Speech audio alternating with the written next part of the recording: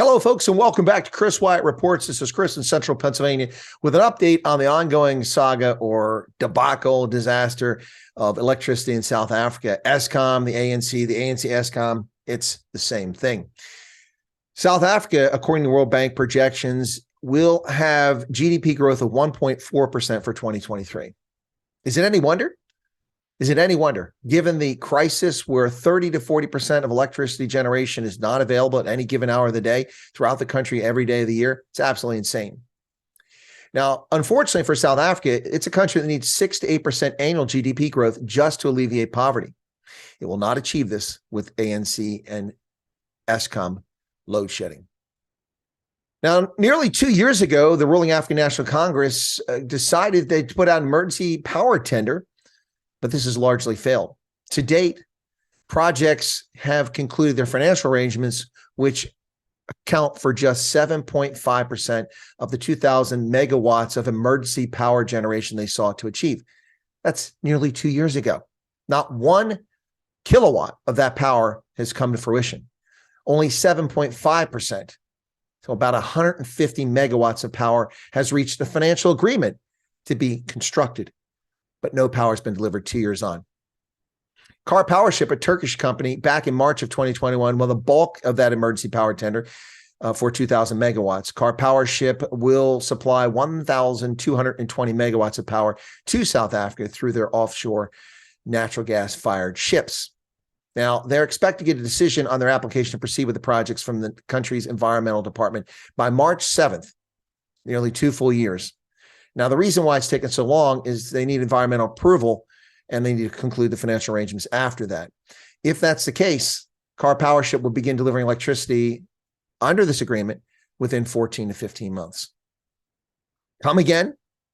14 to 15 months from today, not from the 2 years ago when the government awarded this contract. Now, there's a reason why it hasn't been awarded. I'll get to that shortly. Why it hasn't progressed. I'll get to that shortly. In June of 2024, 16 months from today, they will add a maximum of 2% more electricity to South Africa's creaking grid. Now, when 30 to 40% of electricity is habitually offline every day, 2% is not going to be much of a help. Now, how will they deliver that? Well, Karpowership plans to put 3 ship-mounted gas-fired power plants offshore. Now, the problem with this is an environmentalist has said it's going to contribute to carbon emissions. That's nonsense. If you look at the total life cycle of solar, photovoltaic, and of wind turbines, they also contribute carbon when you consider the full life cycle of the extraction of the minerals, the shipping of the minerals to China, the manufacturing of the photovoltaic cells and the wind turbines, and then the transport to Africa, the individual installation of these things at residential and small businesses. When you put that all into the life cycle, the carbon emissions are also not very pretty, whereas natural gas is among the cleanest burning energy sources. They also claim it will disrupt marine ecology and fishing. Really? Well, look at this ship here in an artificial harbor. What impact is that having on marine life in the ocean? It's one example of Karpowership sitting behind me right there. Now, they have objected something I do take exception to, the 20-year duration of the contract. That is a recipe for corruption and unacceptable. 20 years is ridiculous. This should be at max 3 to 5 year contract and then recompete it. Now, Karpowership, for their part, says the company is ready to help ease the heavy burden of South Africa's energy crisis. South Africa had blackouts 205 days during 2022 and has had a load shedding day or blackout every single day of 2023 thus far, 23 days in. It's incredible.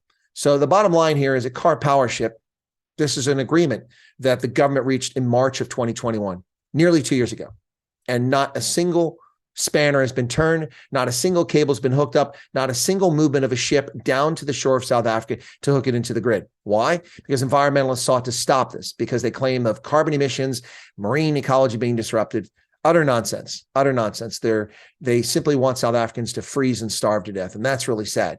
Meanwhile, the ANC should have contemplated this move in 2008, 2015, if this technology was available. Now they're contemplating, and it's taken them 2 years and will take another 16 months. So 3.5 years potentially from the time that they first award a contract. This is insane. South Africa is not adding power to the grid in the meantime, and South Africans will suffer. South Africa's GDP will continue to limp along or contract with the state of lawlessness, the pervasive crime, the low productivity rates, the flight of capital and of both financial and human capital, as well as this electricity crisis. Karpowership is not the answer. It's one of many band-aids that can be applied, but 16 more months, that's insane. Someone should be sacked at the African National Congress and in the ministry and amongst these environmental wackos for stopping this project in the first place. If you're not a follower, folks, or a subscriber, please become one. Hit that button right down there. We appreciate your support for the program. Independent, unbiased, or at least objective news reporting. Cheers.